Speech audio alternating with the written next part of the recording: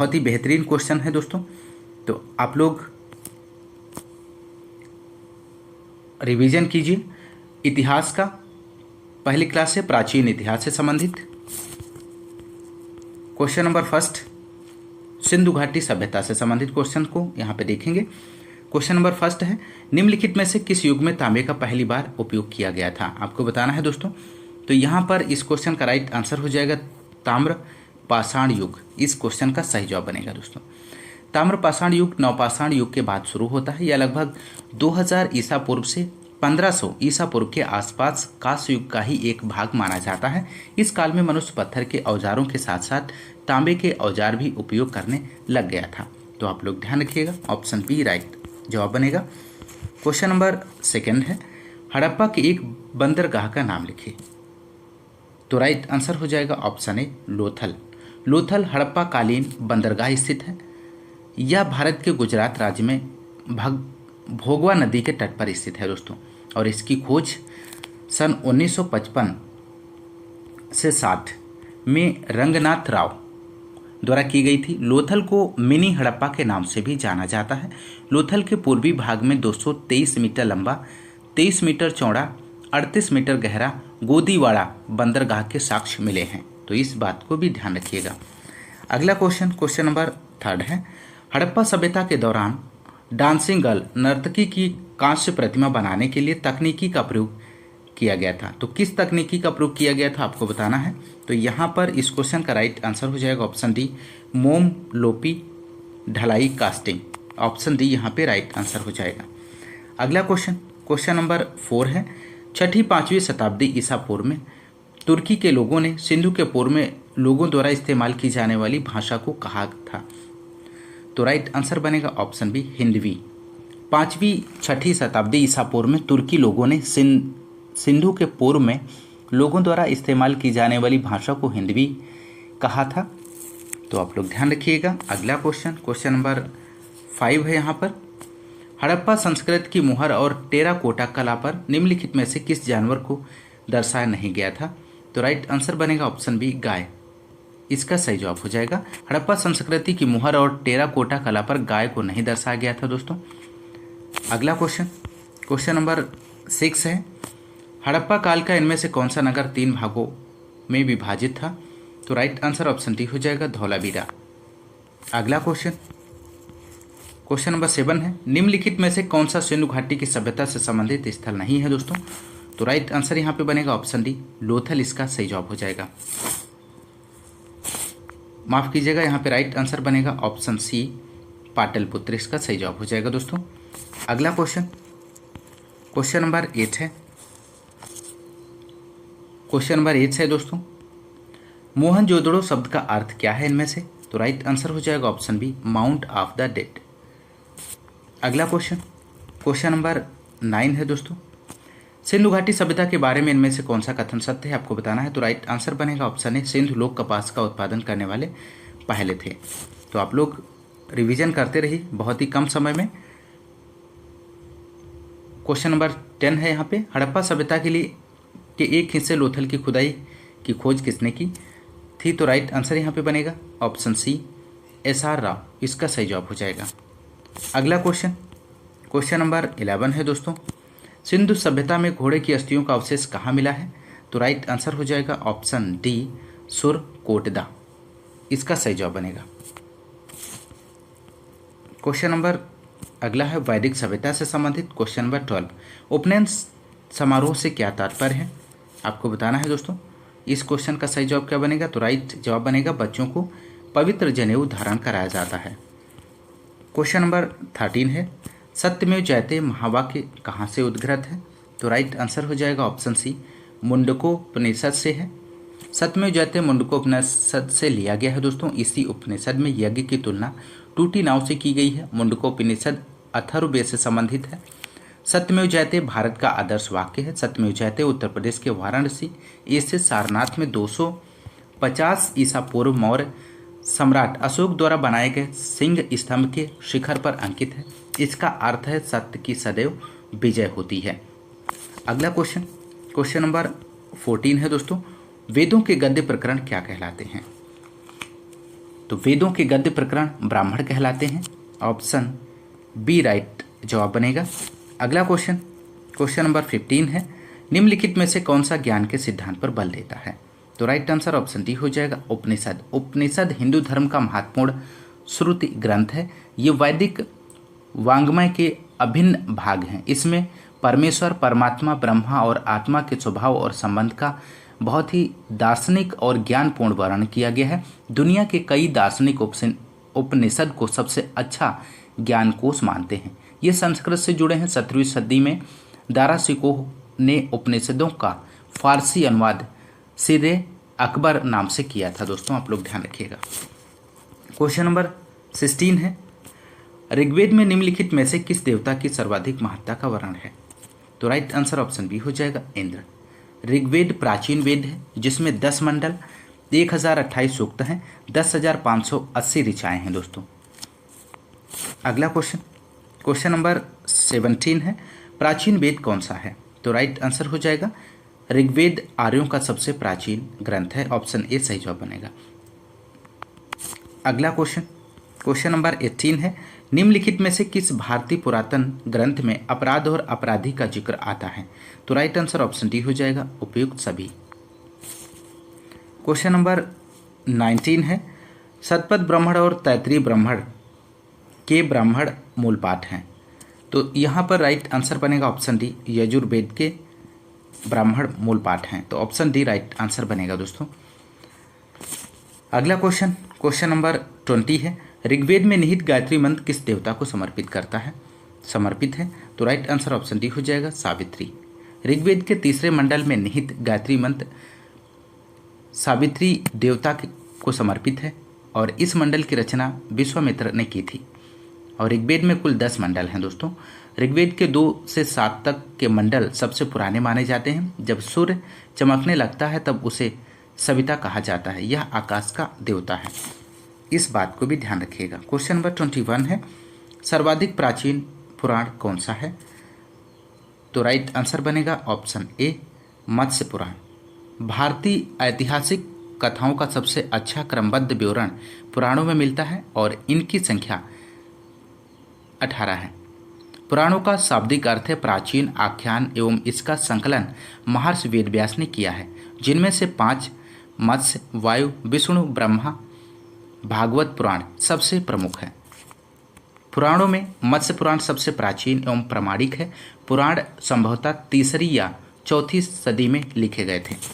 Question number अगला है 22 है, निम्न में से कौन सा उपवेद नहीं है? तो यहाँ पे दोस्तों इस क्वेश्चन का राइट आंसर ऑप्शन डी हो जाएगा योग वेद। अगला क्वेश्चन, क्वेश्चन नंबर 23 है, वैदिक देवता इंद्र किसके देवता हैं? तो राइट आंसर बनेगा ऑप्शन सी वर्षा व चक्रवात के। अगला क्वेश्चन, क्वेश्चन नंबर अगला है 24, महाजनपद काल से संबंधित 24 क्वेश्चन, राजा बिंबिसार के दरबार में उस प्रसिद्ध चिकित्सक का क्या नाम है जो भगवान बुद्ध के निजी चिकित्सक थे? महत्वपूर्ण प्रश्न है। तो राइट आंसर बनेगा ऑप्शन सी जीवक, इसका सही जवाब है दोस्तों। क्वेश्चन नंबर 25 है, जैन एवं बौद्ध धर्म से संबंधित 25 क्वेश्चन, जैन धर्म का सबसे महत्वपूर्ण मौलिक सिद्धांत है, इनमें से कौन सा है? तो राइट आंसर हो जाएगा ऑप्शन बी अहिंसा। अहिंसा जैन धर्म के 5 सिद्धांतों में सबसे मौलिक है। भगवान महावीर ने भी अहिंसा को प्रमुख स्थान दिया है। अहिंसा परमो धर्म। अगला question, question number 26, Gautam Buddha को ज्ञान किस नदी के तट पर प्राप्त हुआ था? दोस्तों तो राइट आंसर यहाँ पे बनेगा option D Niranjana. Question number 27, Gautam Buddha ने सारनाथ में अपना पहला उपदेश में दिया था। तो राइट आंसर बनेगा ऑप्शन बी धम्म चक्र प्रवर्तन मुद्रा। ऑप्शन बी यहाँ पे सही जवाब हो जाएगा। क्वेश्चन नंबर 28 है, निम्नलिखित में से किस स्थान पर प्रथम बौद्ध संगीत का आयोजन किया गया था? तो राइट आंसर ऑप्शन सी हो जाएगा राजगीर। अगला क्वेश्चन, क्वेश्चन नंबर 29 है, 6ठी शताब्दी ईसा पूर्व में जैन और बौद्ध ग्रंथों में कितने महाजनपदों का उल्लेख किया गया था? तो राइट आंसर बनेगा ऑप्शन बी 16।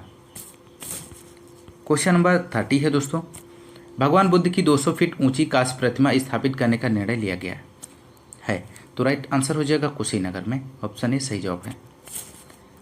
क्वेश्चन नंबर 31 है, बुद्ध को महापरिनिर्वाण कहाँ प्राप्त हुआ था? तो राइट जवाब बनेगा कुशीनगर में। गौतम बुद्ध बौद्ध धर्म के प्रवर्तक थे। इनके जीवन में घटित घटनाओं से संबंधित स्थल हैं दोस्तों। जन्म लुम्बिनी में हुआ था, नेपाल 563 ईसा पूर्व में दोस्तों, ध्यान रखिएगा। ग्रह त्याग को महाभिनिष्क्रमण कहा गया था 534 ईसा पूर्व में। ज्ञान प्राप्त हुआ था बोधगया बिहार में दोस्तों, और मृत्यु जो हुई थी उस घटना को महापरिनिर्वाण कहा जाता है। और कहाँ हुई थी? कुशीनगर 483 ईसा पूर्व में दोस्तों। अगला क्वेश्चन नंबर 32 है, किस स्मारक से गौतम बुद्ध ने दुनिया के लिए बौद्ध धर्म के अपने दिव्य ज्ञान का प्रचार किया था? तो राइट आंसर बताना है दोस्तों। तो राइट आंसर हो जाएगा ऑप्शन बी, महाबोधि मंदिर समूह। अगला क्वेश्चन नंबर 33 है, गौतम बुद्ध ने, यहाँ पे आपको फिल करना है, में धर्म चक्र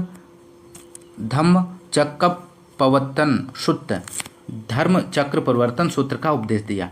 तो राइट आंसर बनेगा ऑप्शन डी, सारनाथ में दिया था दोस्तों। अगला क्वेश्चन नंबर 34 है, उस स्थान का नाम बताइए जहां बौद्धों की मान्यता के अनुसार गौतम बुद्ध ने अपनी मृत्यु के बाद परिनिर्वाण प्राप्त किया? तो राइट जवाब बनेगा ऑप्शन बी, कुशीनगर इसका सही जवाब हो जाएगा दोस्तों। क्वेश्चन नंबर 35 है, पाली में बौद्ध ग्रंथों को आमतौर पर त्रिपिटक यानी त्रिफोल्ड बास्केट कहा जाता है। इनमें से कौन सा त्रिपिटकों में से नहीं है, आपको बताना है। तो राइट जवाब बनेगा ऑप्शन सी, उपशाखा पिटक। क्वेश्चन नंबर 36 है दोस्तों, त्रिपिटक निम्नलिखित में से किससे संबंधित है? तो राइट आंसर बनेगा ऑप्शन बी, बौद्धों से संबंधित है दोस्तों। क्वेश्चन नंबर 37, ज्ञान प्राप्त करने के बाद गौतम को किस रूप में जाना जाने लगा? तो राइट आंसर ऑप्शन बी हो जाएगा, बुद्ध के नाम से। अगला क्वेश्चन नंबर 38 है, बोधगया एक महत्वपूर्ण बौद्ध तीर्थ केंद्र क्यों है? तो राइट आंसर बनेगा ऑप्शन बी, क्योंकि गौतम बुद्ध ने यहाँ ज्ञान प्राप्त किया था। अगला क्वेश्चन नंबर 39 है, बुद्ध ने अपना पहला उपदेश कहाँ दिया था? तो राइट आंसर बनेगा ऑप्शन बी, सारनाथ में। अगला क्वेश्चन नंबर 40 है, बौद्धों के लिए उत्तर प्रदेश में स्थित सारनाथ क्यों महत्वपूर्ण है? तो राइट आंसर हो जाएगा यहाँ पे ऑप्शन डी, ज्ञान प्राप्त करने के बाद भगवान बुद्ध ने सारनाथ में अपना पहला उपदेश दिया था। अगला क्वेश्चन नंबर 41 है दोस्तों, मनुष्य जीवन का सर्वोत्तम ध्येय है कैवल्य, जिसका अर्थ है? तो आपको बताना है। तो कैवल्य का अर्थ होता है दोस्तों इच्छाओं पर विजय प्राप्त करना होता है। तो ऑप्शन सी यहाँ पे राइट आंसर हो जाएगा, इच्छाओं पर विजय प्राप्त करना। अगला क्वेश्चन नंबर 42 है, 24वें जैन तीर्थंकर या अंतिम तीर्थंकर थे? तो इनमें से कौन से थे? तो राइट आंसर हो जाएगा option C, Mahavir. Question number 43 है दोस्तों, पहले जैन तीर्थंकर कौन थे? तो राइट आंसर हो जाएगा ऑप्शन बी, ऋषभदेव जैन धर्म के प्रथम तीर्थंकर थे। जैन धर्म में कुल 24 तीर्थंकर हुए हैं, जिनमें पहले ऋषभदेव, दूसरे अजितनाथ, 22वें अरिष्टनेमि, 23वें पार्श्वनाथ और 24वें महावीर थे दोस्तों। आप लोग ध्यान रखिएगा। अगला क्वेश्चन नंबर 44, जैन धर्म में 3 रत्न दिए जाते हैं और उन्हें निर्वाण का मार्ग कहा जाता है, वे क्या हैं? तो राइट आंसर बनेगा ऑप्शन डी, सही विश्वास, सही ज्ञान और सही आचरण। क्वेश्चन नंबर 45 है, मौर्य एवं मौर्योत्तर साम्राज्य से संबंधित। क्वेश्चन नंबर 45, निम्नलिखित में से कौन सा वह व्यक्ति है जिसका नाम देवा नाम प्रियदर्शित भी था? तो राइट आंसर यहाँ पे बनेगा इस क्वेश्चन का ऑप्शन बी, मौर्य सम्राट अशोक। मौर्य सम्राट अशोक को देवा नाम प्रियदर्शी भी कहा जाता है। यह बौद्ध धर्म के सबसे प्रतापी राजा थे। उनका शासनकाल 273 ईसा पूर्व से 232 ईसा पूर्व तक था दोस्तों। अगला क्वेश्चन नंबर 46 है, राजा कनिष्क के शासनकाल के दौरान दरबारी चिकित्सक का नाम बताइए। तो राइट आंसर ऑप्शन सी हो जाएगा, चरक। इसका सही जवाब बनेगा चरक कुषाण राजा कनिष्क के दरबारी चिकित्सक थे। वे आयुर्वेद के प्रख्यात विद्वान तथा कनिष्क के राजवैद्य थे। क्वेश्चन नंबर अगला है 47, नगर पालिका प्रशासन की एक विस्तृत प्रणाली की स्थापना के लिए निम्न में से सबसे प्रसिद्ध राजा का नाम बताइए। तो राइट आंसर ऑप्शन बी हो जाएगा, चंद्रगुप्त मौर्य। इसका सही जवाब बनेगा दोस्तों। अगला क्वेश्चन क्वेश्चन नंबर 48 है, कनिष्क के शासनकाल के दौरान निम्नलिखित में से कौन सी बौद्ध संगीत आयोजित की गई थी? तो राइट आंसर बनेगा ऑप्शन सी, चौथी। अगला क्वेश्चन, क्वेश्चन नंबर 49 है दोस्तों, मौर्यकालीन भारत के विवरण वाली इंडिका के लेखक थे, तो इनमें से कौन थे? तो राइट आंसर बनेगा मेगास्थनीज, इसका सही जवाब है। अगला क्वेश्चन और अंतिम क्वेश्चन है, क्वेश्चन नंबर 50 है, चरक संहिता संबंधित है, किससे संबंधित है? तो चरक एक प्रसिद्ध आयुर्वेद के विद्वान थे जो कनिष्क कुषाण वंश के राजदरबार में रहते थे। इनकी प्रसिद्ध रचना चरक संहिता है। तो राइट आंसर ऑप्शन बी हो जाएगा, चिकित्सा से संबंधित है दोस्तों। तो दोस्तों ये रहे हिंदी की व्यवस्था मुख्य रूप से किस पर निर्भर थी, आपको बताना है दोस्तों। ऑप्शन ए दिया गया है कृषि अर्थव्यवस्था पर, ऑप्शन बी है व्यापार आधारित अर्थव्यवस्था, ऑप्शन सी है उद्योग आधारित अर्थव्यवस्था, ऑप्शन डी है युद्ध आधारित अर्थव्यवस्था। तो यहाँ पर दोस्तों आपको इस क्वेश्चन का सही जवाब देना है। तो सही जवाब हो जाएगा मौर्य अर्थव्यवस्था मुख्य रूप से कृषि अर्थव्यवस्था पर आधारित थी। अगला क्वेश्चन, क्वेश्चन नंबर 52 है, अशोक के प्रधान शिलालेखों में सबसे बड़ा शिलालेख है, इनमें से कौन सा है? आपको सही जवाब का चयन करना है। तो राइट आंसर बनेगा ऑप्शन सी, 13वां शिलालेख सबसे बड़ा है, जिसमें अशोक के शासन के 8वें वर्ष होने वाले कलिंग युद्ध का वर्णन मिलता है दोस्तों, आप लोग ध्यान रखिएगा। अगला क्वेश्चन, क्वेश्चन नंबर 53 है, अशोक के आक्रमण के दौरान कलिंग पूर्वी प्रांत की राजधानी कौन सी थी? आपको बताना है। इस क्वेश्चन का सही जवाब क्या बनेगा? तो सही जवाब बनेगा दोस्तों option D, Toshali.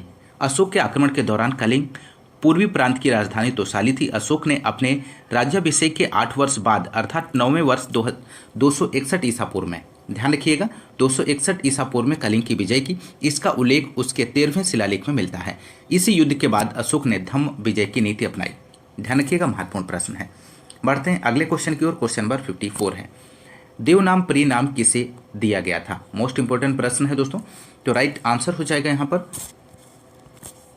Option B, right जवाब बनेगा इस क्वेश्चन का।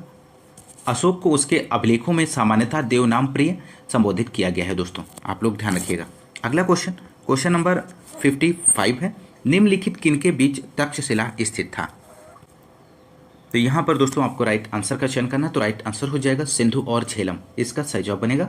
तक्षशिला शहर सिंधु तथा झेलम नदी के बीच स्थित है।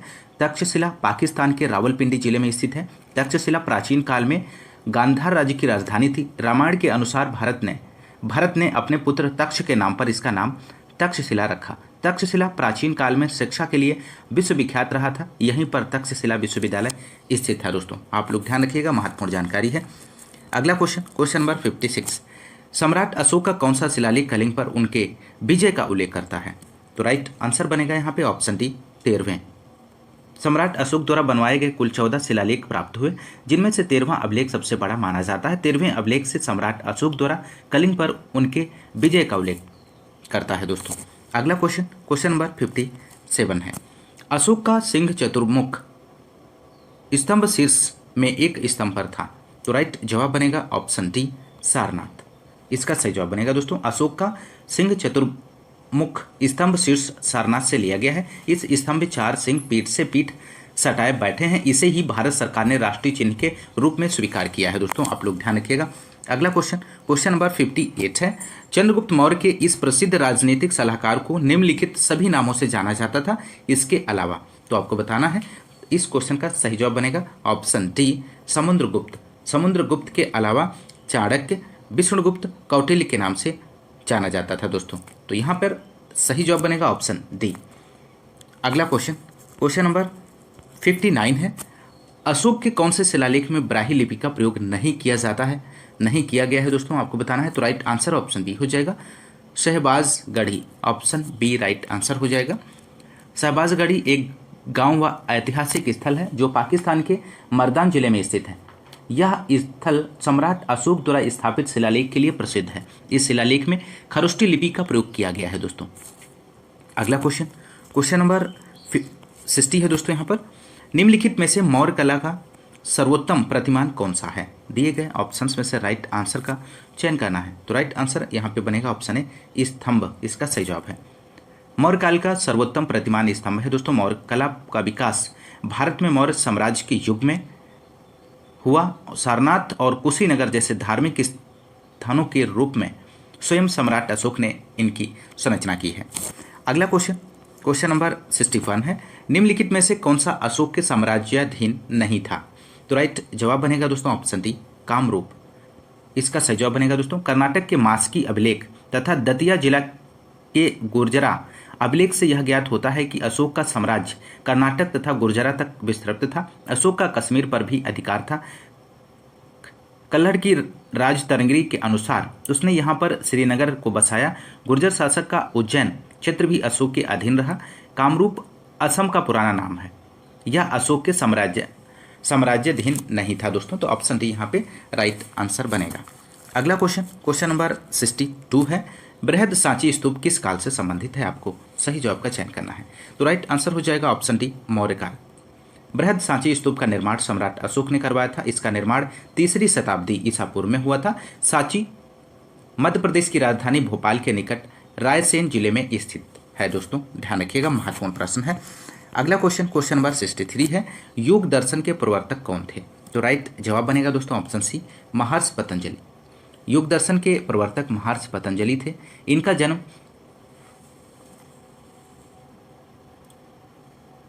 गोनिया में हुआ था दोस्तों, आप लोग ध्यान रखिएगा। अगला क्वेश्चन, क्वेश्चन नंबर 64 है, दी गई जानकारी से राजवंश की पहचान करें। पुष्यमित्र ने इस वंश की स्थापना की। उनके प्रभुत्व दक्षिण में नर्मदा नदी पर फैले थे और पाटलिपुत्र, अयोध्या और विदिशा के शहर शामिल थे। उन्होंने 2 अश्वमेध बलिदान किए। उन्होंने बैक्ट्रियन राजा डेमेट्रियस को भी हराया। राजवंश का 5वां राजा भागभद्र था। पतंजलि का गौरव ग्रंथ महाभाष्य इस समय के दौरान लिखा गया था। तो यहाँ पर दोस्तों आपको राइट आंसर का चयन करना है। तो राइट आंसर हो जाएगा ऑप्शन डी, शुंग राजवंश। इसका सही जवाब बनेगा। मौर्य वंश के अंतिम राजा बृहदत्त को उसके सेनापति पुष्यमित्र ने मारकर शुंग वंश की स्थापना की। मालविकाग्निमित्रम तथा दिव्यावदान के अनुसार पुष्यमित्र का साम्राज्य उत्तर में हिमालय से लेकर बरार विदर्भ तक, पश्चिम में पंजाब से लेकर पूर्व में मगध तक विस्तृत था। शुंग राजवंश के शासनकाल से ही पतंजलि ने महाभाष्य की रचना की है। तो राइट आंसर ऑप्शन डी हो जाएगा। अगला क्वेश्चन, क्वेश्चन नंबर 65 है, प्राचीन भारत के महान व्याकरणविद पतंजलि किसके समकालीन थे? आपको बताना है दोस्तों। तो प्राचीन काल के महान व्याकरणविद पतंजलि किसके समकालीन थे? तो राइट जवाब यहाँ पे बनेगा दोस्तों option C, Pushyamitra Shunga. Option C यहाँ पे राइट जवाब हो जाएगा। अगला क्वेश्चन, क्वेश्चन नंबर 66 है दोस्तों, कनिष्क प्रथम के शासनकाल के दौरान कौन सा प्रसिद्ध आयुर्वेद विद्वान रहता था? तो राइट जवाब बनेगा ऑप्शन सी, चरक। चरक एक महर्षि एवं आयुर्वेद विद्वान के रूप में विख्यात थे। वे कुषाण राज्य के राजवैद्य थे।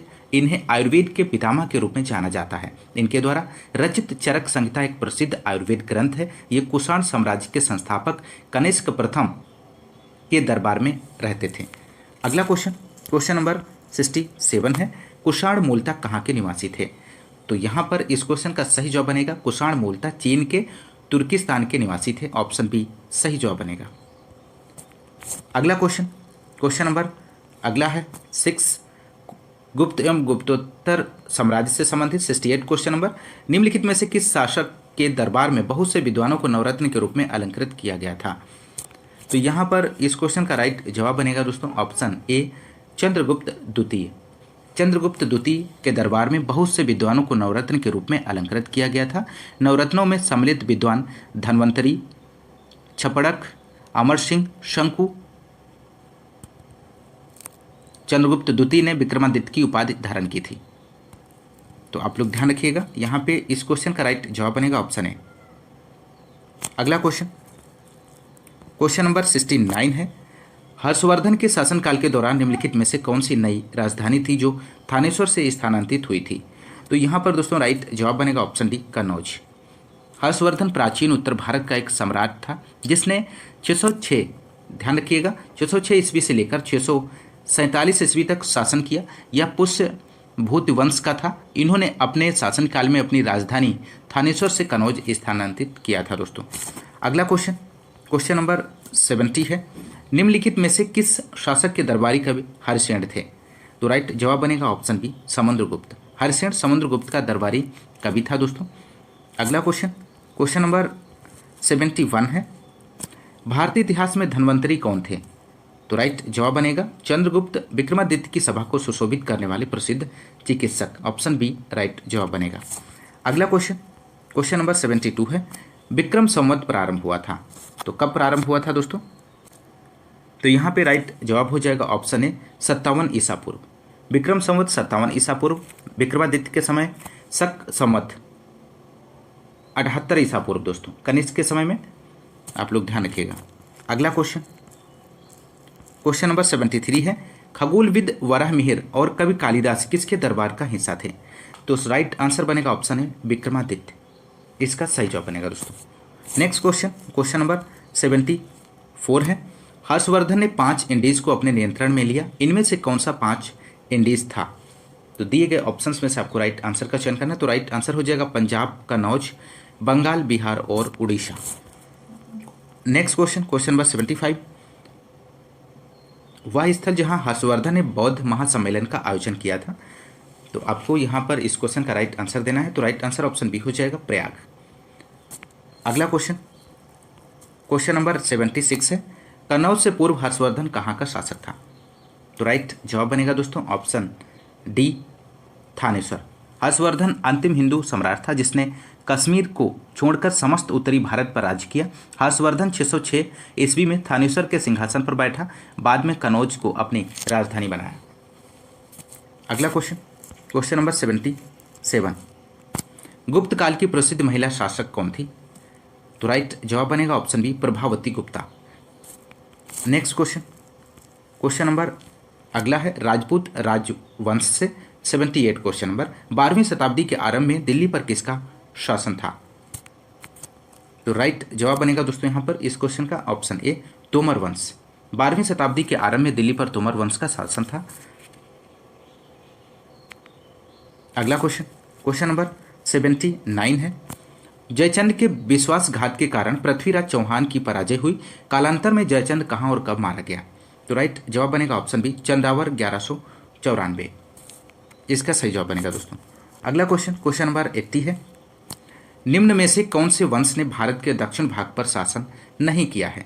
तो राइट जवाब देना है आपको दिए गए ऑप्शंस में से। तो यहाँ पर इस क्वेश्चन का सही जवाब बनेगा ऑप्शन सी राजपूत। राजपूत वंश ने भारत के दक्षिण भाग पर शासन नहीं किया है, आप लोग ध्यान रखिएगा। अगला क्वेश्चन, क्वेश्चन नंबर 81 है, पाल वंश से संबंधित। पाल साम्राज्य भारत के किस हिस्से से संबंधित हैं, आपको बताना है। तो राइट जवाब बनेगा ऑप्शन बी पूर्वी। पाल साम्राज्य का विस्तार भारत के पूर्वी हिस्से में था दोस्तों। पाल साम्राज्य मध्यकालीन भारत का एक महत्वपूर्ण राजवंश था जो कि 750 से 1174 ईस्वी तक चला। इस साम्राज्य की स्थापना गोपाल ने की थी।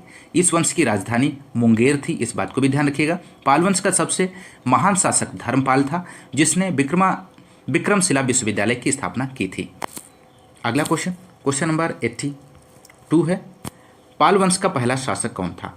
तो यहाँ पर इस क्वेश्चन का सही जवाब बनेगा ऑप्शन सी गोपाल। पाल वंश का संस्थापक गोपाल था, वह एक योग्य और कुशल शासक था। गोपाल ने 750 से 770 ईसा पूर्व तक ईस्वी तक शासन किया और उसने ओदंतपुरी अर्थात वर्तमान बिहार शरीफ में एक मठ का निर्माण करवाया था।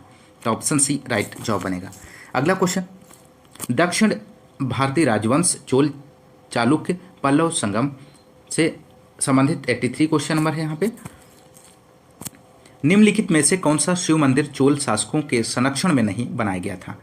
तो यहाँ पर दोस्तों आपको सही जवाब देना है। तो सही जवाब बनेगा ऑप्शन बी गोंडेश्वर मंदिर सिन्नार, यहाँ पे सही जवाब हो जाएगा।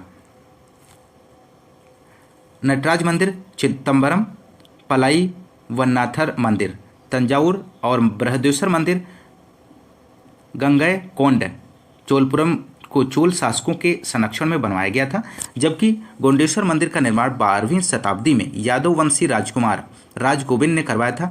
यह शिव मंदिर महाराष्ट्र राज्य के नासिक जिले के सिन्नार तालुका गांव में स्थित है दोस्तों, आप लोग ध्यान रखिएगा। तो ऑप्शन बी यहाँ पे इस क्वेश्चन का राइट जवाब बनेगा। अगला क्वेश्चन, क्वेश्चन नंबर 84 है, महोदयपुरम के चेर साम्राज्य में बोली जाने वाली संभावित भाषा कौन सी थी, आपको बताना है। तो राइट जवाब बनेगा option A Malayalam.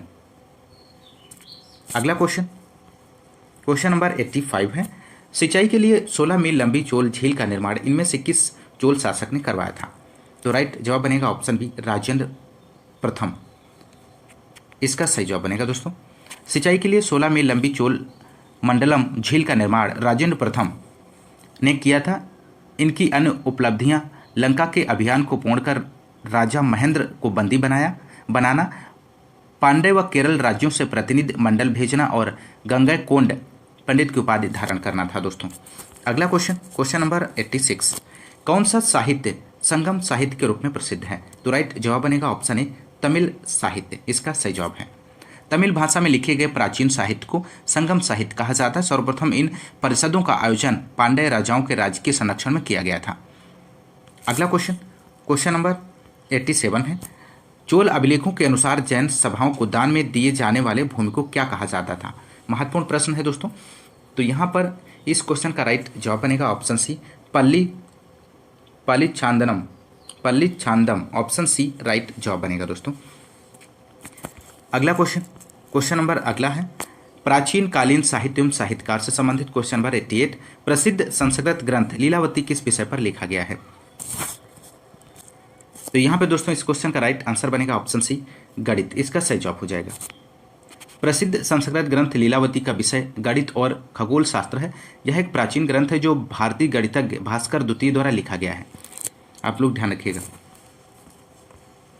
Question number 89 है, मालविकाग्निमित्रम पुस्तक किसने लिखी है? तो राइट जवाब हो जाएगा दोस्तों ऑप्शन डी कालिदास ने लिखी है दोस्तों। मालविकाग्निमित्रम कालिदास लेखक हैं दोस्तों। 10 कुमार चरितम डंडी की है दोस्तों। स्वप्नवास दत्ता महाकवि भास की है। किरातार्जुनीयम भारव की है दोस्तों। ये महत्वपूर्ण पुस्तकें हैं दोस्तों, आप लोग ध्यान रखिएगा। अगला क्वेश्चन नंबर 90 है, अभिज्ञान शाकुंतलम किताब के लेखक कौन है? महत्वपूर्ण प्रश्न है।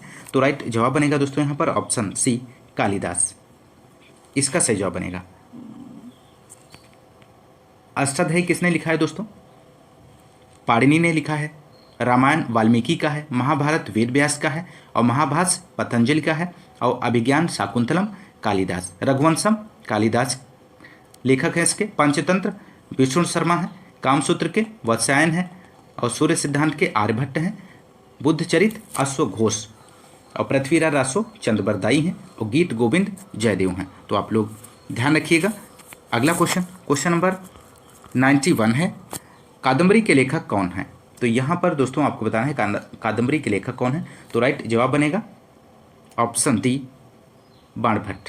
कादम्बरी संस्कृत साहित्य का महान आख्यायिका है। इसके रचनाकार बाणभट्ट हैं। इन्होंने हर्षचरित की भी रचना की थी। अगला क्वेश्चन नंबर 92 है दोस्तों, विशाख दत्त द्वारा लिखित मुद्रा राक्षस कौन सी भाषा में लिखा गया है? महत्वपूर्ण प्रश्न है। तो यहाँ पर सही जवाब बनेगा ऑप्शन सी संस्कृत। मुद्रा राक्षस 4वीं शताब्दी पूर्व में रचित संस्कृत का ऐतिहासिक नाटक है। इसके रचयिता विशाख दत्त हैं। अगला क्वेश्चन नंबर 93 है, मेगास्थनीज जिसने भारत के बारे में प्रसिद्ध ग्रंथ इंडिका लिखी वह मूल रूप से किस देश का था? तो राइट जवाब बनेगा option B Greece. Megasthenes Chandragupta Maurya के दरबार में 304 ईसा पूर्व में आया था। उसने जो कुछ भारत में देखा उसका वर्णन उसने इंडिका नामक पुस्तक में किया। मेगास्थनीज यूनान ग्रीस का निवासी था। सेलुकस का राजदूत बनकर आया था। इस बात को भी ध्यान रखिएगा। क्वेश्चन नंबर 94 है, प्राचीन कालीन स्थापत्य कला चित्रकला संगीत कला से संबंधित 94 प्रसिद्ध विरूपाक्ष मंदिर कहाँ स्थित है? आपको बताना है दोस्तों। तो राइट जवाब बनेगा ऑप्शन डी हम्पी। हम्पी इसका सही जवाब हो जाएगा। विरूपाक्ष मंदिर कर्नाटक राज्य के हम्पी में तुंगभद्रा नदी के किनारे पर स्थित है और इसे यूनेस्को की विश्व धरोहर सूची में शामिल किया गया है। यह प्राचीन मंदिर भगवान शिव के रूपों में से एक विरूपाक्ष को समर्पित है। यह मंदिर विक्रमादित्य द्वितीय की रानी लोका महादेवी द्वारा बनवाया गया था। मंदिर द्रविड़ स्थापत्य शैली में ईंट और चूने से बना है। अगला क्वेश्चन नंबर 95 खजुराहो समूह के प्रसिद्ध स्मारक किस राज्य में है? आपको बताना है। तो राइट जवाब बनेगा ऑप्शन बी मध्य प्रदेश। खजुराहो समूह के प्रसिद्ध स्मारक मध्य प्रदेश राज्य के छतरपुर जिले में स्थित हैं। अगला क्वेश्चन नंबर 96 है। यहाँ पे आपको फिल करना है। मंदिर एलोरा महाराष्ट्र में स्थित एक प्राचीन हिंदू मंदिर है जो चट्टानों को काटकर बनाए गए सबसे बड़े मंदिरों में से एक है। तो सही जवाब बनेगा ऑप्शन डी कैलाश मंदिर। अगला क्वेश्चन नंबर 97 है, मथुरा कला स्कूल कब अपने शिखर पर पहुंचा? तो राइट जवाब बनेगा दोस्तों यहाँ पर ऑप्शन डी कुषाण काल में। मथुरा कला का जन्म कनिष्क के समय हुआ। मथुरा कला स्कूल कुषाण काल में अपने सर्वोच्च शिखर पर पहुंचा। अगला क्वेश्चन, क्वेश्चन नंबर 98 है दोस्तों। भारत में नवपाषाण काल गुफा चित्रकारी कहाँ मिलती है? तो सही जवाब बनेगा दोस्तों यहाँ पर ऑप्शन डी भीमबेटका, इसका सही जवाब बनेगा। अगला क्वेश्चन, क्वेश्चन नंबर अगला है और अंतिम क्वेश्चन है क्वेश्चन नंबर 99। प्राग ऐतिहासिक काल की चित्रकारी वाली प्रसिद्ध पंचमुखी गुफाएं निम्नलिखित में से किस जिले में स्थित हैं? तो यहाँ पर सही जवाब बनेगा ऑप्शन सी सोनभद्र। प्राग ऐतिहासिक काल की चित्रकारी वाली प्रसिद्ध पंचमुखी गुफाएं महमूद गजनबी मोहम्मद गौरी से संबंधित क्वेश्चन नंबर फर्स्ट है। मोहम्मद गौरी किस वर्ष पृथ्वीराज तृतीय से पराजित हुआ था? आपको बताना है दोस्तों। तो यहाँ पर दोस्तों इस क्वेश्चन का राइट जवाब बनेगा ऑप्शन बी 1191, इसका सही जवाब बनेगा।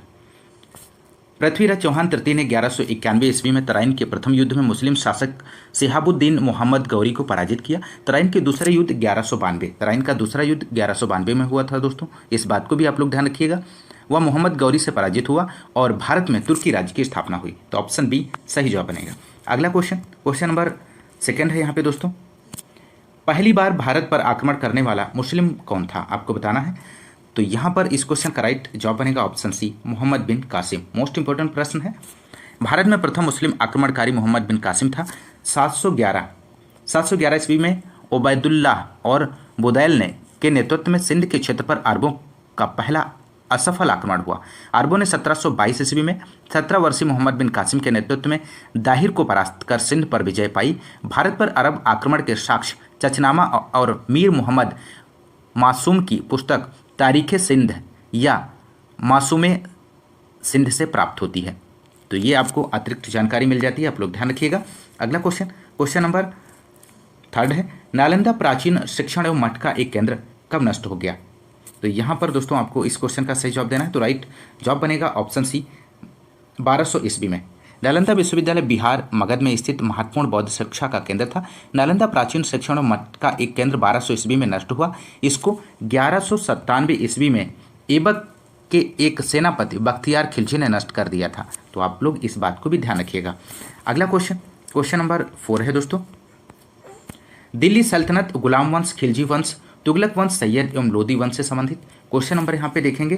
4th है दोस्तों। दिल्ली सल्तनत के निम्नलिखित राजवंशों में से किसने सबसे कम अवधि तक शासन किया? तो यहाँ पे दोस्तों इस क्वेश्चन का राइट जवाब बनेगा ऑप्शन ए खिलजी, इसका सही जवाब हो जाएगा। दिल्ली सल्तनत के राजवंशों में से सबसे कम अवधि तक खिलजी राजवंश ने शासन किया। खिलजी वंश ने दिल्ली की सत्ता पर 1290 से 1320 ईस्वी तक शासन किया दोस्तों। अगला क्वेश्चन, क्वेश्चन नंबर 5 है। निम्नलिखित में से दिल्ली का पहला सुल्तान कौन था? आपको बताना है। तो यहाँ पर दोस्तों इस क्वेश्चन का राइट जवाब बनेगा option B Qutb-ud-din Aibak, option B सही जवाब है। दिल्ली का पहला सुल्तान कुतुब-उद-दीन ऐबक था। मोहम्मद गौरी का गुलाम कुतुब-उद-दीन ऐबक ने 1206 ईस्वी में गुलाम वंश की नींव रखी। ऐबक का साम्राज्य पूरे उत्तर भारत में फैला था। इसने लाहौर को अपनी राजधानी बनाया और कुतुब मीनार की नींव डाली। तो ऑप्शन बी यहाँ पे सही जवाब बनेगा। अगला क्वेश्चन, क्वेश्चन नंबर 6 है दोस्तों। कुतुब-उद-दीन ऐबक किस राजवंश का संस्थापक था? तो राइट जवाब बनेगा ऑप्शन सी गुलाम वंश का संस्थापक था दोस्तों। गुलाम वंश की स्थापना 1206 ईस्वी में कुतुब-उद-दीन ऐबक ने किया था दोस्तों। अगला क्वेश्चन, क्वेश्चन नंबर 7। लौह और रक्त की नीति किसने अपनाई? मोस्ट इंपॉर्टेंट प्रश्न है दोस्तों। तो यहाँ पर राइट जवाब बनेगा इस क्वेश्चन का ऑप्शन है बलबन ने, इसका सही जवाब बनेगा। लौह और रक्त की नीति अर्थात कठोर नीति गुलाम वंशी शासक बलबन ने अपनाई थी दोस्तों। अगला क्वेश्चन, क्वेश्चन नंबर 8 है। किसके शासनकाल में इब्न बतूता भारत आया था दोस्तों? आपको बताना है। तो राइट जवाब बनेगा ऑप्शन बी मोहम्मद बिन तुगलक, इसका सही जवाब बनेगा। इब्न बतूता 1333 ईस्वी में मोहम्मद बिन तुगलक के काल में भारत आया था दोस्तों। वह मोरक्को अफ्रीका का निवासी था और इसका मूल नाम शेख फतह अबू अब्दुल्ला था। अगला क्वेश्चन, क्वेश्चन नंबर 9 है। भारत पर तैमूर ने किस वर्ष आक्रमण किया था दोस्तों? तो राइट जवाब बनेगा ऑप्शन डी 1398।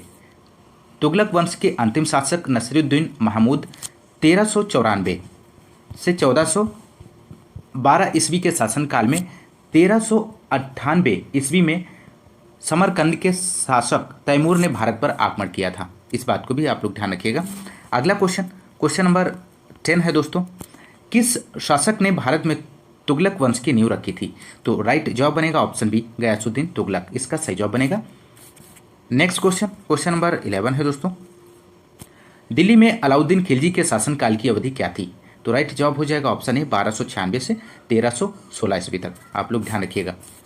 अगला क्वेश्चन, क्वेश्चन नंबर 12 है, खिज्र खां निम्नलिखित में से किस राजवंश से संबंधित था?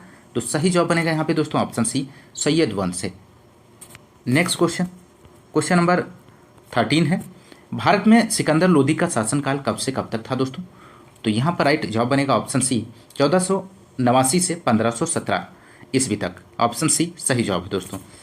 अगला क्वेश्चन, क्वेश्चन नंबर अगला है, विजयनगर साम्राज्य से संबंधित क्वेश्चन नंबर 14 है, विजयनगर की प्रचलित परंपराओं के अनुसार राय विजयनगर के शासकों को कहा जाता था। क्या कहा जाता था दोस्तों? तो यहाँ पर सही जवाब बनेगा ऑप्शन डी, नरपत, यहाँ पे सही जवाब हो जाएगा।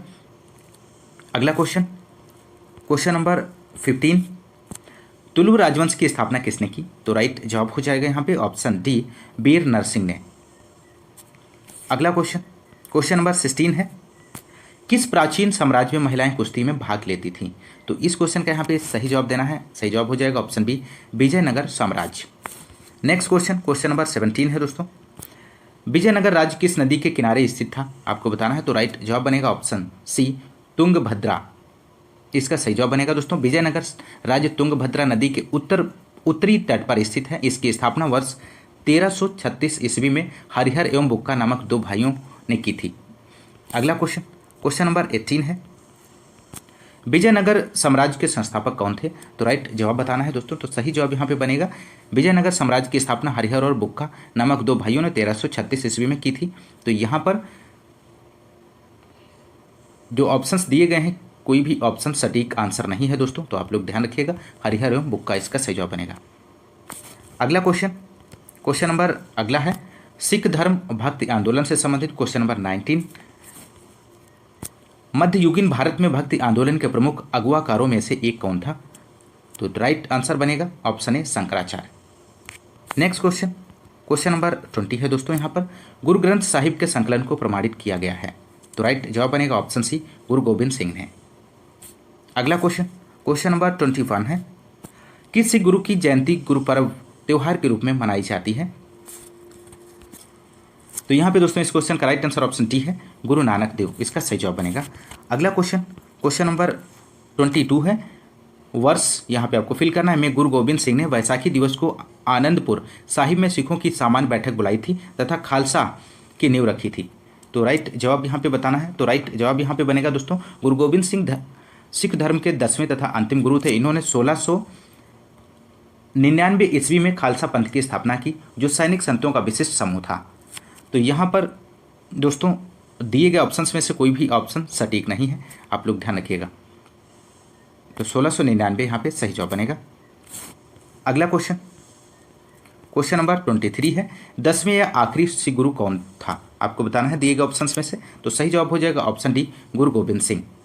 सिख धर्म में 10 गुरु हुए, जिनके नाम गुरु नानक देव है, पहला अंगद, दूसरा है अमरदास, रामदास, अर्जुन देव, हरगोविंद सिंह, हर राय और हरकिशन तेग बहादुर, गुरु गोविंद सिंह। और सिख धर्म के आखिरी गुरु गुरु गोविंद सिंह थे दोस्तों, आप लोग ध्यान रखिएगा। अगला क्वेश्चन, क्वेश्चन नंबर 24 है, लंगर की परंपरा किसने आरंभ की? आपको बताना है दोस्तों। तो राइट जवाब बनेगा ऑप्शन ए, गुरु नानक, इसका सही जवाब बनेगा। सिख पंथ की स्थापना गुरु नानक ने की थी। वे सिखों के पहले गुरु थे। उन्होंने सिख के प्रचार के लिए संगतों की स्थापना तथा लंगर परंपरा को शुरू किया। दूसरे गुरु लहना गुरु अंगद ने नानक द्वारा स्थापित लंगर व्यवस्था को स्थायी बनाया। क्वेश्चन नंबर 25 है दोस्तों, किस सिख गुरु ने आदि ग्रंथ संकलित किया है? तो यहाँ पर इस क्वेश्चन का राइट जवाब हो जाएगा दोस्तों ऑप्शन सी, गुरु अर्जुन देव, इसका सही जवाब बनेगा। नेक्स्ट क्वेश्चन, क्वेश्चन नंबर 26 है दोस्तों,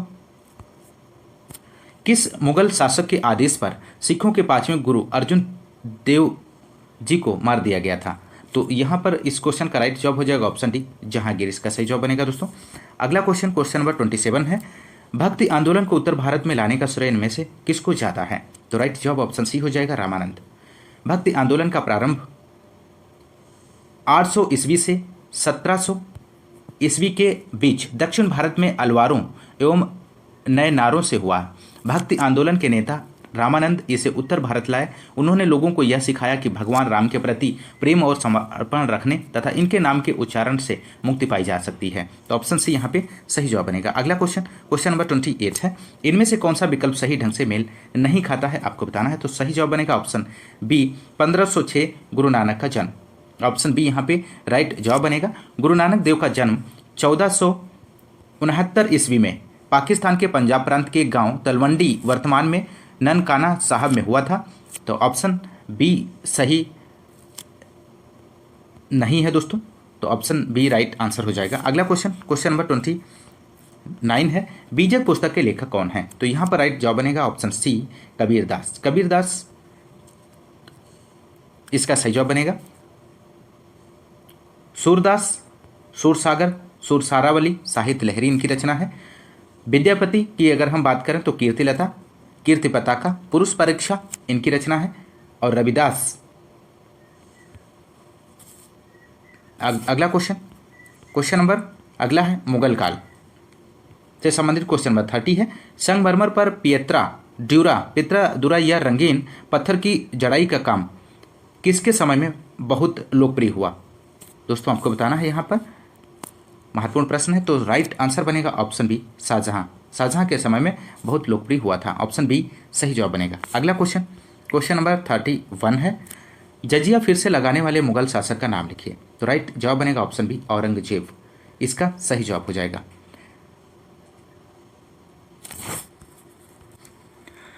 भारतीय इतिहास में जजिया एक प्रकार का धार्मिक कर था। इसे मुस्लिम राज्य में रहने वाली गैर मुस्लिम जनता से वसूला जाता था। भारत में जजिया कर लगाने का प्रथम साक्ष्य मोहम्मद बिन कासिम के आक्रमण के बाद देखने को मिलता है।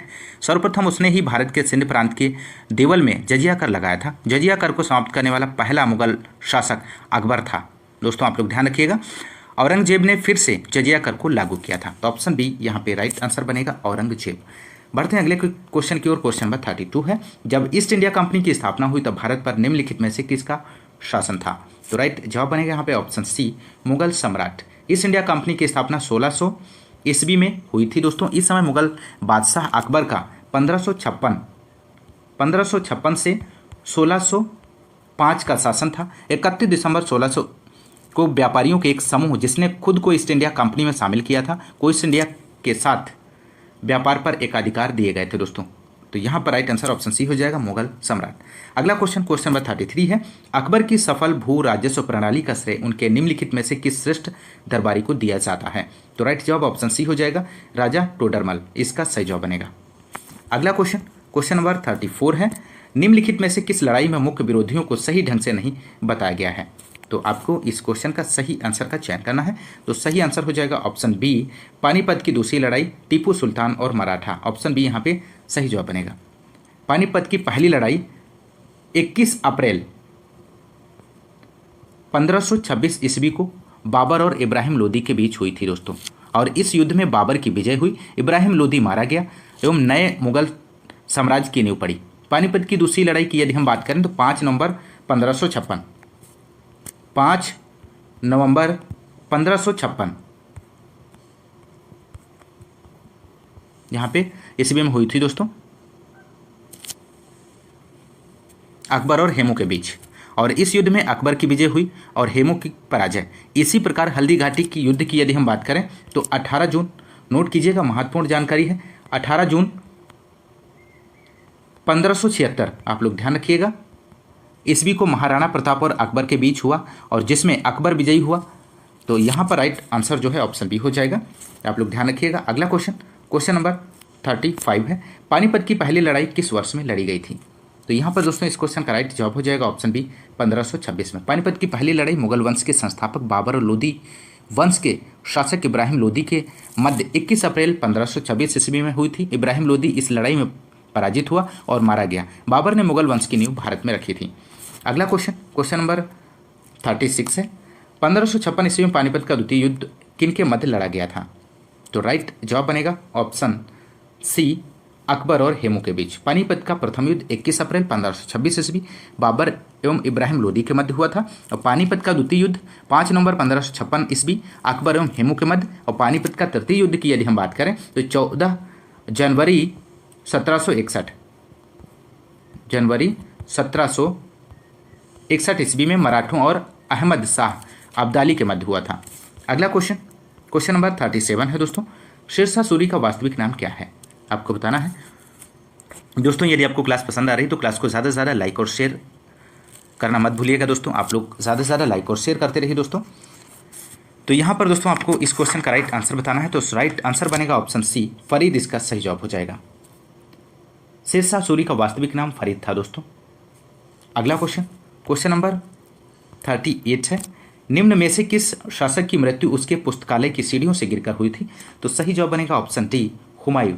भारत में मुगल वंश के संस्थापक बाबर का पुत्र नसीरुद्दीन हुमायूं 1530 ईस्वी में गद्दी पर बैठा। गद्दी पर बैठने से पूर्व हुमायूं बदख्शा का सूबेदार था। वर्ष 1539 ईस्वी में चौसा का युद्ध हुमायूं एवं शेर खां के बीच हुआ, जिसमें हुमायूं पराजित हुआ। तो इस युद्ध के बाद शेर खां ने शेरशाह की पदवी ग्रहण की। इसके बाद विलग्राम कन्नौज के युद्ध में 1540 ईस्वी में हुमायूं एक बार फिर शेरशाह से पराजित हुआ और वह सिंध होते हुए ईरान चला गया, जहां पर 15 वर्षों तक निर्वासित जीवन व्यतीत किया। 1555 ईस्वी में हुमायूं ने पंजाब में सूर शासक सिकंदर शाह को पराजित कर पुनः दिल्ली की गद्दी पर बैठा। वर्ष 1556 ईस्वी में हुमायूं की मृत्यु उसके दीन पनाह भवन में स्थित पुस्तकालय की सीढ़ियों से गिरकर हो गई। तो ऑप्शन डी यहाँ पे सही जवाब बनेगा दोस्तों। अगला क्वेश्चन नंबर 39, किस वर्ष बाबर ने सुल्तान इब्राहिम लोदी को पानीपत की लड़ाई में पराजित किया था? तो राइट जवाब बनेगा ऑप्शन बी, 1556 ईस्वी में।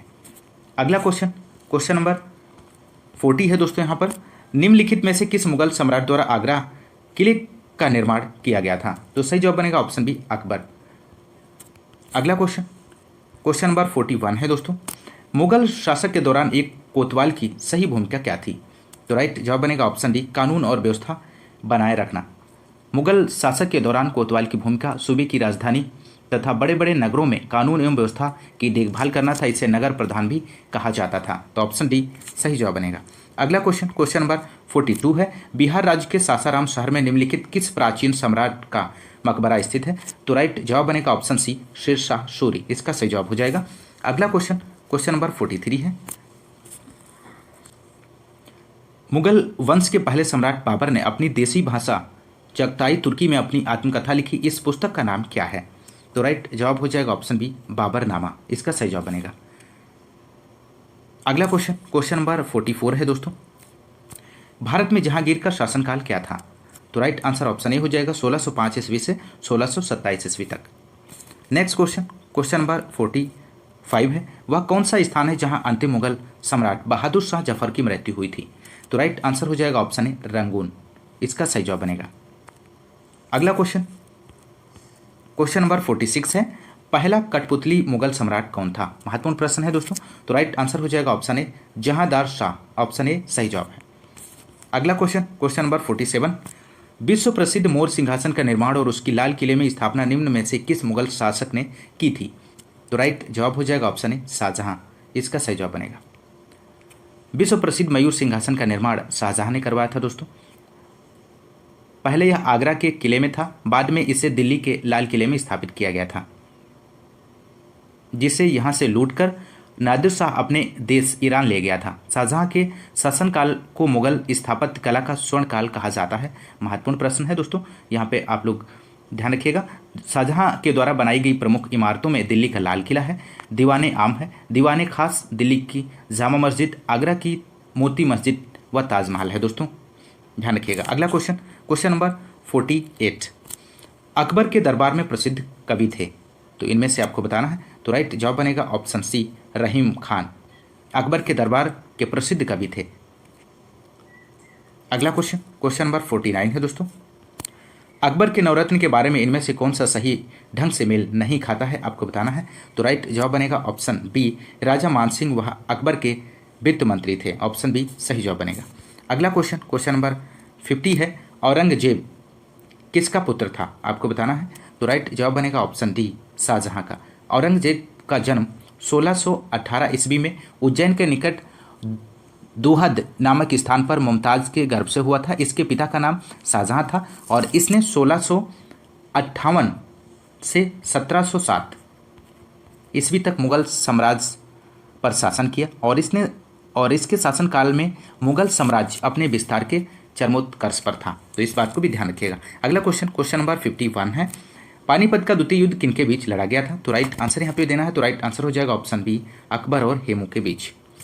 क्वेश्चन नंबर 52 है दोस्तों, इनमें से कौन सा मुगल बादशाह शराब को छूता तक नहीं था? आपको बताना है। तो राइट आंसर बनेगा ऑप्शन डी, औरंगजेब। इसका सही जवाब हो जाएगा।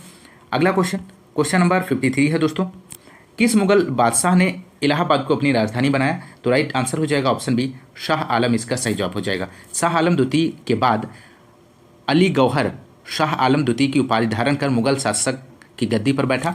शाह आलम द्वितीय ने बंगाल के शासक मीर कासिम तथा अवध के नवाब शुजाउद्दौला के साथ मिलकर अंग्रेजों के विरुद्ध बक्सर के युद्ध 22 अक्टूबर 1764 में भाग लिया। बक्सर के युद्ध में ऐतिहासिक पराजय के बाद अंग्रेजों ने शाह आलम के साथ इलाहाबाद की संधि 12 अगस्त 1765 ईस्वी में की, जिसके द्वारा शाह आलम को इलाहाबाद तथा कड़ा का क्षेत्र मिला और शाह आलम ने इलाहाबाद को अपनी राजधानी बनाया। तो ऑप्शन बी यहाँ पे राइट आंसर हो जाएगा, शाह आलम।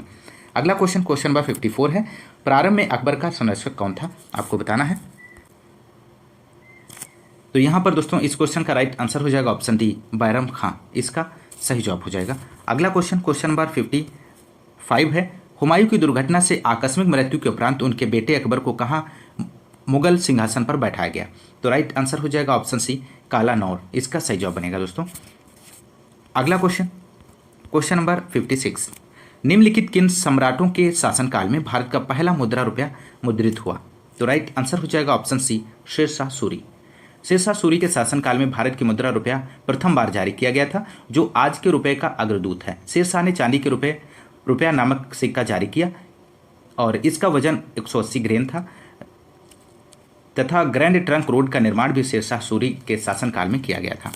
अगला क्वेश्चन नंबर 57 है, थॉमस रो मुगल सम्राट जहांगीर से किस किले में मिला था?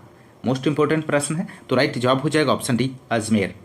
1615 में जहांगीर अजमेर के किले में सर थॉमस रो से तथा 1608 में कैप्टन हॉकिंस से राज दरबार में मिला था।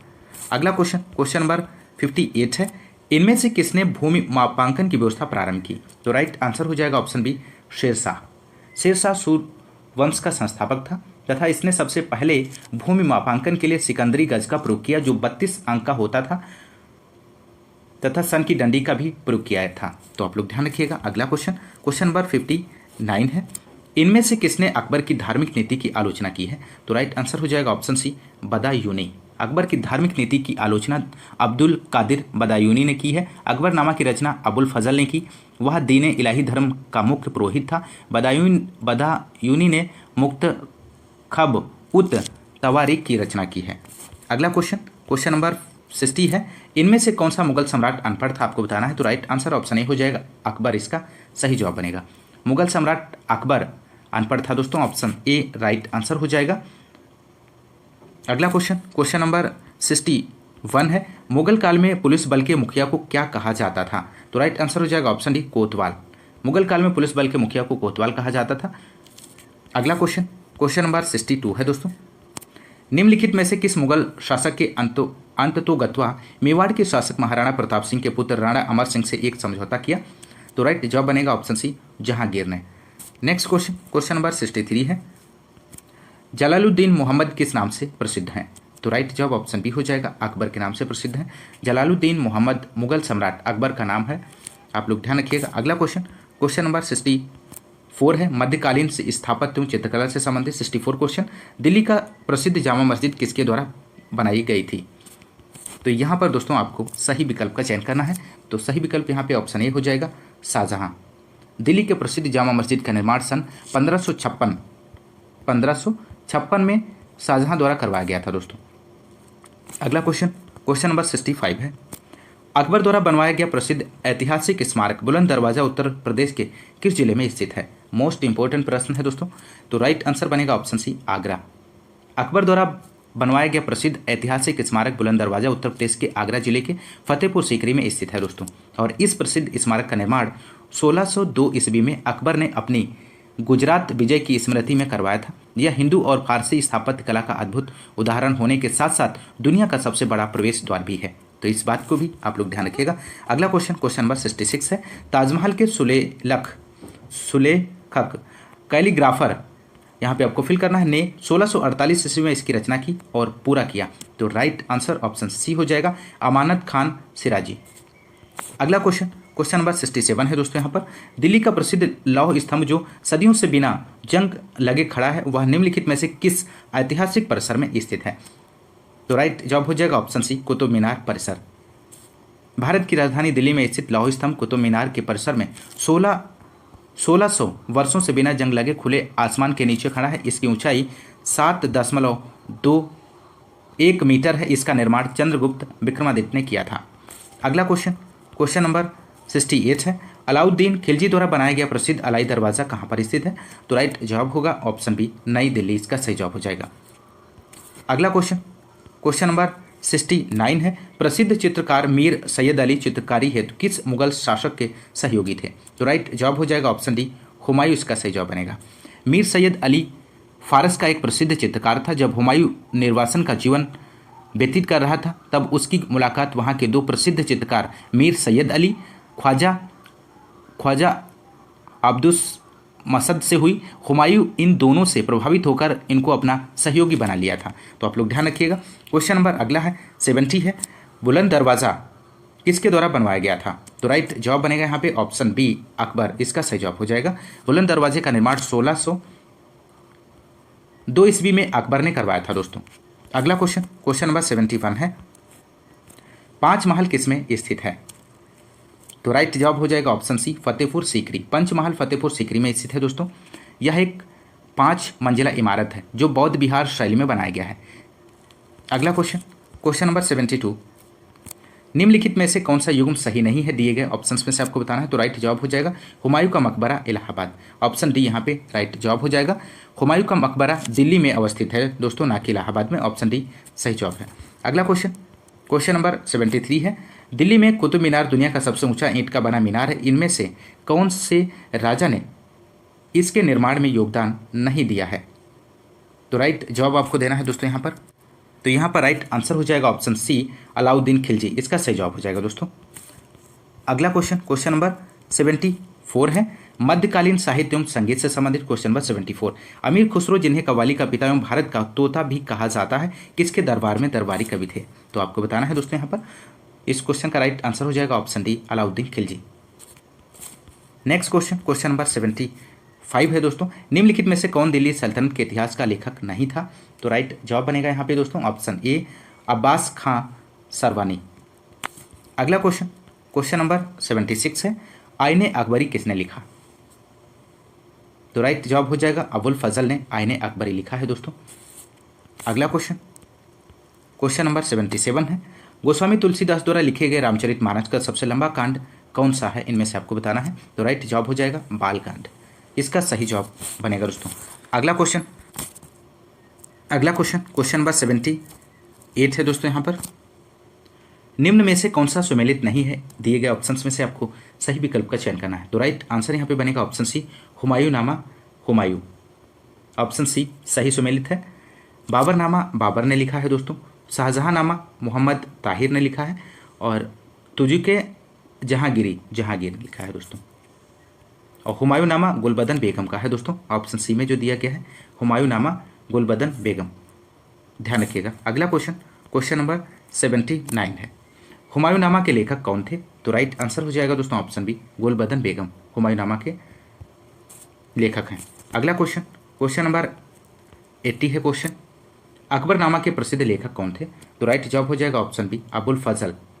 अकबरनामा अबुल फजल ने लिखी है दोस्तों। अगला क्वेश्चन नंबर 81 है, तारीख़ फिरोजशाही के लेखक कौन है दोस्तों? तो राइट आंसर हो जाएगा ऑप्शन ए, जियाउद्दीन बरनी, तारीख़ फिरोजशाही के लेखक हैं दोस्तों, ऑप्शन ए सही जवाब बनेगा। अगला क्वेश्चन नंबर 82 है, अकबर ने अपने दरबारी संगीतज्ञ के रूप में किसे नियुक्त किया था? तो राइट जवाब बनेगा दोस्तों ऑप्शन बी, मियां तानसेन। अगला क्वेश्चन, क्वेश्चन नंबर 83 है दोस्तों। अमीर खुसरो का जन्म स्थान है, तो राइट आंसर बनेगा ऑप्शन बी कासगंज। अगला क्वेश्चन और अंतिम क्वेश्चन है दोस्तों, क्वेश्चन नंबर 84। किस संत को रामायण के रचयिता वाल्मीकि का अवतार माना जाता है? तो यहाँ पर इस क्वेश्चन का राइट आंसर हो जाएगा ऑप्शन ए गोस्वामी तुलसीदास। इस क्वेश्चन का राइट आंसर हो जाएगा